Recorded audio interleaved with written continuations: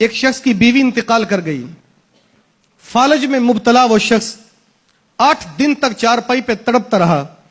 کچھ دن تو رسم ادا کرنے والے رشتوں کا تقدس بھول گئے, اس کے چھوٹے چھوٹے بچوں کے حق بھول گئے. تو اس کی جوان بیٹی نے اپنے باپ کو چارپائی پہ تڑپتا دیکھا, بہن بھائیوں کے پیٹ میں بھوک ناچتی دیکھی. اس نے دلہن کی طرح خود کو سنوارا اور بر لبے سڑک لے گئی. کسی بد ہوس کی نظروں کا شکار بن کے جب وہ اس کے عوض چند ٹگے لوں گی اور بہن بھائیوں کے پیٹ کی آگ بجھاؤں گی اور اپنے باپ کی دوائی کا انتظام کرتی ہوں. سارا دن سڑک کے کنارے بیٹھ کر جب شام ڈلنے لگی تو گھر لوٹ آئی.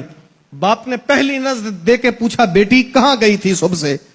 کہا با اپنی عزت کو نیلام کرنے گئی تھی. یہ بات کہی تو بیٹی کی ہچکیاں بند گئیں. کہا بیٹا کیا ہوا؟ کہا ابا جی بتاؤ, کیا آپ کی بیٹی جوان نہیں؟ بیٹا تو جوان ہے.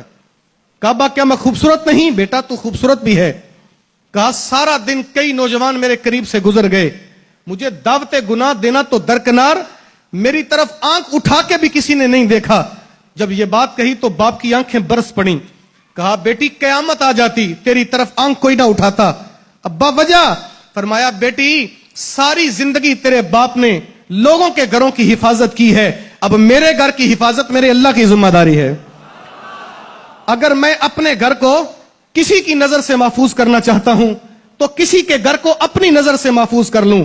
وہ کسی دانشور نے لکھا تھا, کسی کے گھر میں جاؤ تو اندھے بن کر, نکلو تو گونگے بن کر. ان کے گھر کی عزت پامال نہ کرو, ان کے گھر کی باتوں کا میدانوں میں تبصرہ نہ کرو. آج تم کسی کے گھر کو اپنی نظر سے محفوظ کر لو, صاحب کل جاؤ ہمارے گھر کی حفاظت اللہ کی ذمہ داری ہے. میرے محبوب نے فرمایا تھا, من زنا زنیا ولو بہی تانی فی دارہی, جو زنا کرتا ہے وہ زنا اس کے گھر مہمان بن کے آئے گا. اس کی بیٹی کے پاس آ جائے, بہن کے پاس آ جائے, اس کی ماں یا بیوی کے پاس آ جائے. آئیے حسن معاشرہ کے لیے اپنے کردار کو پیش کریں, اپنی زبان, اپنی نظر, اپنی سوچ کو پاک کر لیں, پھر کل قیامت کے دن اللہ اور اس کے رسول کی سرخروئی نصیب ہوگی. اللہ ہمیں عمل کی راہیں عطا فرمائے.